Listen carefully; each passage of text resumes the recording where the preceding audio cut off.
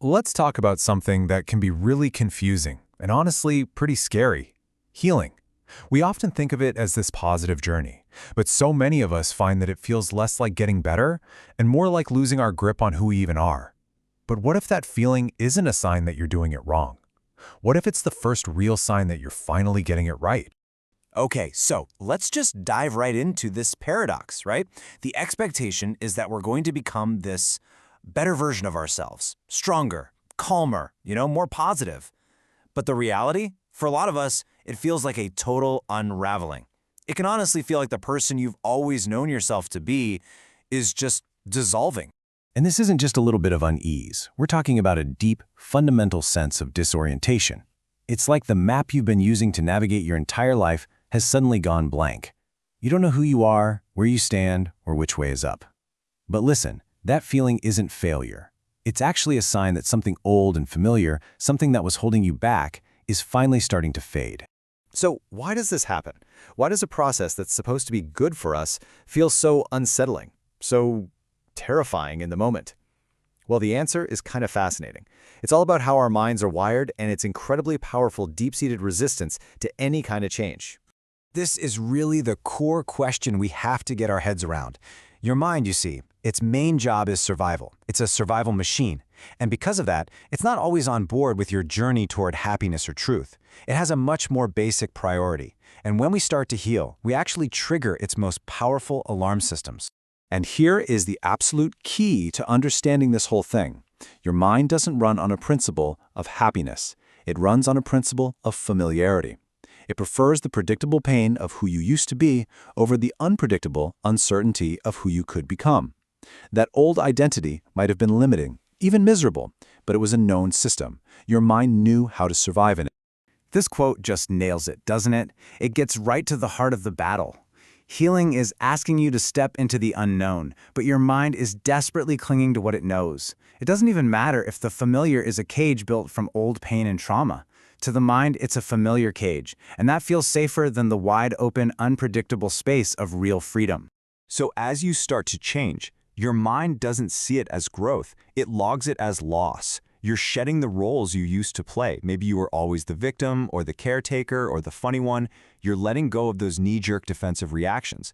You're abandoning the old stories you told yourself about who you were. To your mind, this isn't healing. It's a full-on demolition of its entire operating system. So how on earth do you get through this? How do you navigate this really difficult phase? It all starts with reframing what's actually happening. Because this isn't about falling apart, it's about moving from one way of being to another. This right here, this is probably the single most important shift in perspective you can make. What feels like a terrifying collapse is actually a sacred, necessary transition. You are not breaking down, you are breaking through to something new. Think about it like this. You're in this powerful, potent, in-between space. The old self, with all its armor and defenses, it just doesn't fit anymore. But the new, more authentic self, well, that hasn't fully formed yet. You are literally suspended between who you were and who you are in the process of becoming. And this in-between space, this is the critical moment. The discomfort is so intense, the uncertainty is so loud, that this is where most people turn back. They mistake the growing pains for a sign that they're failing, that they're just confused, and they sprint right back to the familiar misery they know just because it's predictable. But what happens if you don't run back? What if you can find the courage to just stay there, in that uncomfortable, uncertain, messy space? Well, that's when the real magic starts. You enter this phase of a great unlearning. If you can just hold your nerve through the disorientation, this incredible realization starts to dawn on you. You're not disappearing. Your core self isn't vanishing. What's actually happening is that you're unlearning all the layers of conditioning you piled on top of that core self just to survive. So what exactly are you unlearning? You're letting go of all the ways you had to act to be accepted. You're shedding the constant state of alert you needed to feel safe. You're releasing the parts of yourself you had to twist and change just to feel like you belonged. These were never your true identity. They were survival strategies. And by going through this great unlearning, by resisting that powerful urge to run back to what's familiar, you create a space. And it's in this new, quiet, cleared-out space that something much more authentic finally has the room to emerge. This captures the shift so perfectly. The old self was an identity built from the outside in.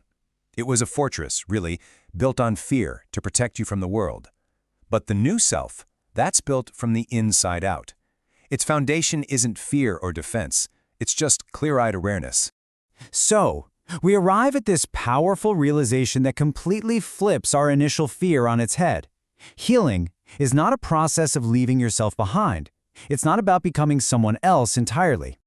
Healing is actually a process of removal. It's about stripping away all the noise, the conditioning, the armor, and all the adaptations that were never really you in the first place. It's a journey back to the person you were before the world taught you that you had to be someone else to survive. So, what's the ultimate takeaway here? That moment of absolute uncertainty, the one your mind screams as a catastrophic failure, is actually the exact opposite. It's the sound of the chains of familiarity breaking. It is your first terrifying and unbelievably glorious moment of real freedom. So the question is, when you get to that moment, will you retreat to what you know, or will you step into it,